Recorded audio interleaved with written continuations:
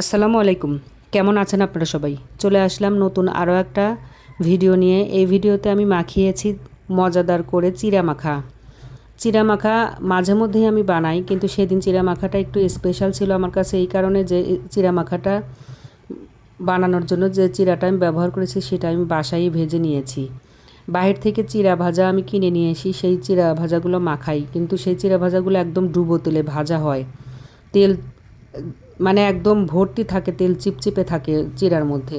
সেদিন ভাবলাম ঘরে অনেকগুলো চিড়া পড়ে আছে, সেই চিড়া দিয়ে একটু চিড়া ভেজে মাখিয়ে নিই। চিড়াগুলো একটু লবণের পানির ছিটা দিয়ে শুধু মচমচে করে ভেজেছি, আর কিছুই দেইনি আমি এখানে।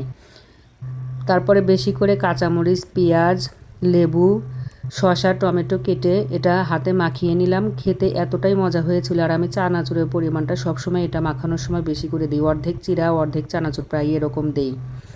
যদিও চিড়াটা খেতে খেতে লাস্টের দিকে বেশি করে সালাদ দেওয়ার জন্য নরম হয়ে গিয়েছিল, কিন্তু তারপরেও স্বাদের কোনো কমতি ছিল না, খুবই মজা ছিল। একটু ঝাল আর লেবুর রসটা বেশি করে দিলে, কাঁচামরিচ আর লেবুর রসটা, লেবুর রসে যেমন টকটক হবে তেমন লেবুর ফ্লেভারে একদম চিড়া মাখাটা পুরোই ভরে যাবে।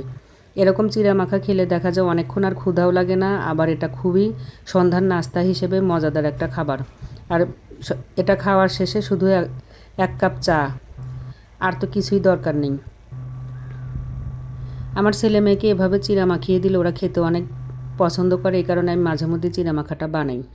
কিন্তু সেদিন ভাবলাম একটু বাসায় চিড়া ভেজে নেই।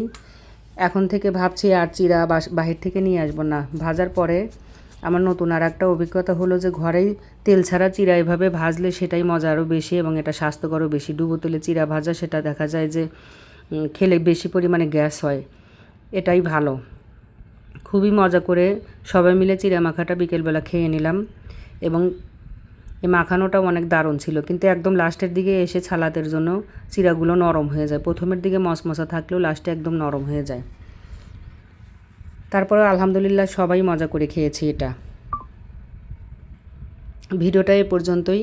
আল্লাহ হাফেজ।